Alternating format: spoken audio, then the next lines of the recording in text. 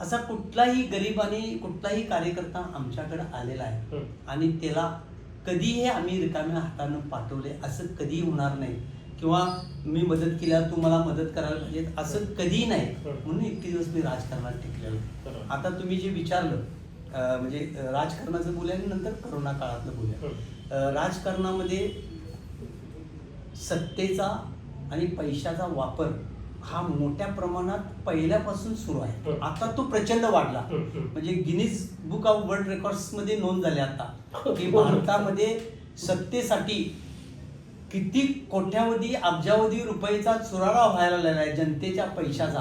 ते Guinness book of world मध्ये record झालं. म्हणजे इतकं ते वरच्या लेवलपर्यंत पोहोचलेलं आहे की काय वाटेल ते करायचं, पण सत्ता मिळवायची. पण माझा अजूनही आत्मविश्वास आहे या जनतेवर की जो माणूस काम करतोय, जो कार्य करतोय त्याला जनता ही विसरत नाही. त्याचं मूर्तिमंत उदाहरण माझं आहे.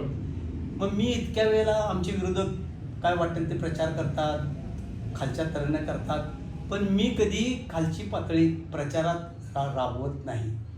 इलेक्शन झाली, मतदान संपलं की त्या राजकारणाचा विरोध संपला की दुसऱ्या दिवसापासून मी विरोधकाचं पण काम करायला चालू करतो आणि विरोधकांना पण माहिती आहे. अशाच नवनवीन अपडेट्ससाठी डिजिटल कोल्हापूर चॅनेलला सबस्क्राईब करायला विसरू नका.